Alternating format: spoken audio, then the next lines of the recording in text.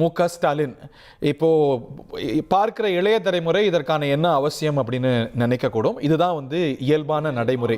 ஒரு கட்சி ஆட்சியில் இருக்கிறது, அவங்க ஆட்சியை இழந்துடுறாங்க, பெரும்பான்மையை இழந்துடுறாங்க.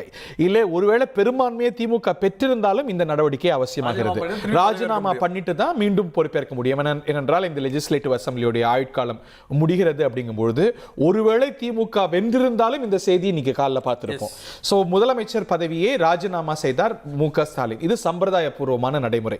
இப்ப அவருடைய ராஜினாமாவை ஆளுநர் ஏற்பார். ஏற்று என்ன செய்வார்? புது ஆட்சி அமையும் வரை நீங்க தொடருங்க, காபந்து அரசாக தொடருங்க அப்படின்னு கேட்டுக்கொள்வார். இதுதான் நடைமுறை. ஒரு லெஜிஸ்லேட்டிவ் அசம்பிளி முடியும் பொழுது புதிய ஆட்சி, புதிய ஃபார்மேஷன் வந்த போது, அது எந்த ஃபார்மேஷனாக இருந்தாலும் அந்த சிட்டிங் சீஃப் மினிஸ்டர், த அவுட் கோயிங் சீஃப் மினிஸ்டர் ராஜினாமா செய்வது அப்படிங்கிறது நடைமுறை. இது ஒரு தார்மீக பொறுப்பேற்றில்லை, இது சட்டப்பூர்வமான நடைமுறை இல்ல, ஒரு கஸ்டமரி ஆக்ட் அப்படின்னு பார்க்கணும். அவர் ராஜினாமா செய்யலைன்னா அவரே தொடருவாரானா அப்படின்லாம் இல்லை. இது ஒரு கஸ்டமரி ஆக்ட். முதலமைச்சர் பதவியை ராஜினாமா செய்திருக்கிறார் மு.க.ஸ்டாலின்.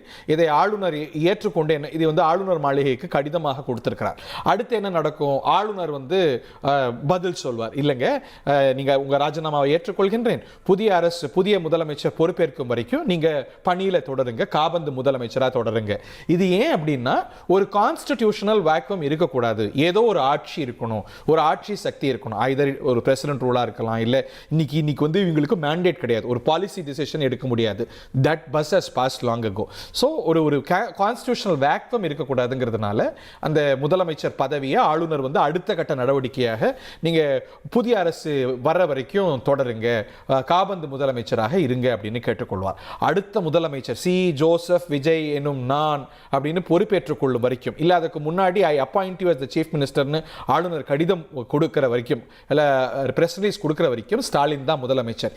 இந்த தருணத்தில் as we speak தமிழ்நாட்டு அரசுடைய முதலமைச்சர் ஸ்டாலின். அவர் எப்படி விழிக்கலாம் அப்படின்னா தமிழ்நாட்டு முதலமைச்சர் என்றுதான், இல்ல இன்னும் ஒரு கட்டம் போய் சொல்லணும்னா அவுட் கோயிங் சீஃப் மினிஸ்டர் அப்படின்னு அழைக்க முடியும். அடுத்த முதலமைச்சரை ஆளுநர் அப்பாயிண்ட் பண்ற வரைக்கும், இல்ல அவர் பதவி பிரமாணம் எடுத்துக்கொள்ற வரைக்கும் திரு ஸ்டாலின் அவர்கள் தான் முதலமைச்சர். ஆளுநர் அவரை பதவியில இருக்க கோருவார் அப்படின்னு நம்ம பார்க்கிறோம். உங்களுக்கு நினைவுக்கு இருக்கும் 2024 நரேந்திர மோடி ஆட்சி முடிகிறது, மீண்டும் அவங்களே வெல்றாங்க, அவரே பிரதமர் ஆகிறார். அப்பயும் தலைப்புச் செய்தி பார்த்திருப்பீங்க, பிரதமர் நரேந்திர மோடி ராஜினாமா அப்படின்னு. அது அப்பப்ப இப்ப கூட அந்த ஸ்கிரீன்ஷாட் வருங்கிறத பார்க்கின்றோம்.